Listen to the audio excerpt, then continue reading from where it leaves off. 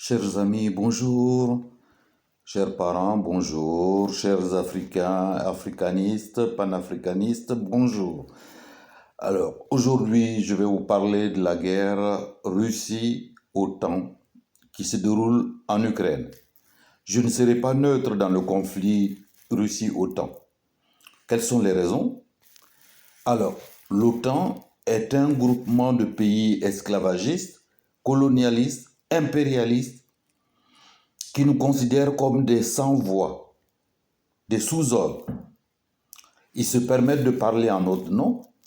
Combien de fois la France, sur le plan international, s'exprime au nom de l'Afrique?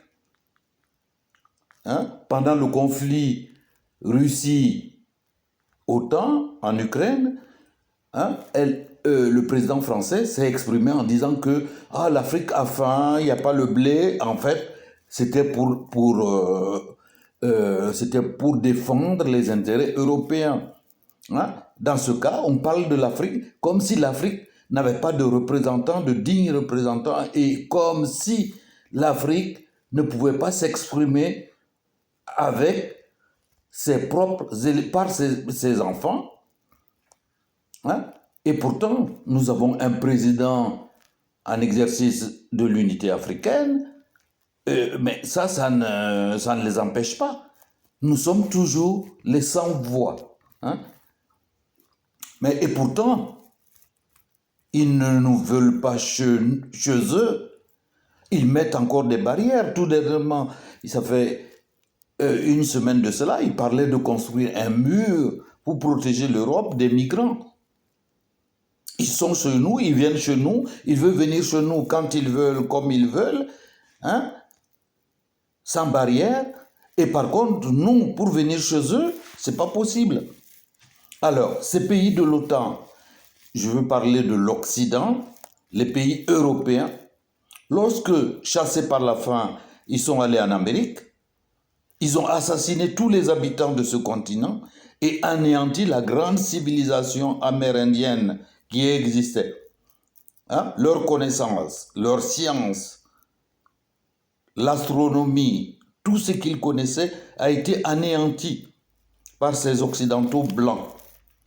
Lorsqu'ils sont allés en Australie, qui est-ce qu'il y a eu? Ils ont éliminé ceux qu'ils appelaient les aborigènes, qui étaient les populations autochtones, et ils sont devenus maîtres du sol et du sous-sol de l'Australie, de la Nouvelle-Zélande et ainsi de suite. Lorsqu'ils sont allés en Afrique, que n'ont-ils pas fait? Ils ont capturé nos ancêtres, ils les ont déportés et ils ont assassiné un grand nombre d'entre eux. Ils les ont déportés sur tous les continents pour qu'ils travaillent pour eux, tout en restant dans la misère, pour que mes ancêtres noirs créent des richesses pour eux, blancs, tout en restant en dehors des richesses créées. Aujourd'hui, non seulement ils ne reconnaissent pas les génocides qu'ils ont commis, mais en plus, ils se présentent comme les champions de l'humanisme. Alors, à partir de là, moi, je ne peux pas rester neutre face à l'agression qui est menée par ces pays de l'OTAN face à la Russie. Ils ont trouvé un interlocuteur, un adversaire à leur taille.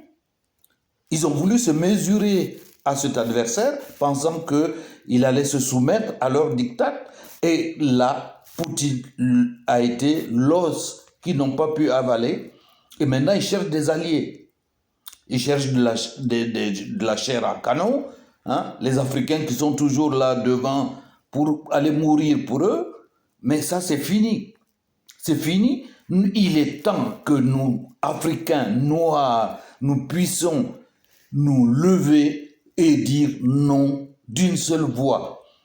Que les traîtres ne puissent plus avoir mot à dire dans le continent africain. Ces traîtres qui courent à Paris, au Quai d'Orsay, à Londres, pour pouvoir dire « Ah oui, moi je peux mater mes compatriotes pour vous ». Hein? Vous allez continuer à récupérer nos richesses. Basta, c'est fini. Nous ne voulons plus. La jeunesse dit non. Et nous qui avons un vécu un peu plus mesuré, un peu plus honnête, nous disons non avec la jeunesse. Basta. Qu'ils aillent se faire voir ailleurs. Voilà. C'est ce que je voulais donner comme coup de colère, hein, coup de gueule cette semaine. À la semaine prochaine.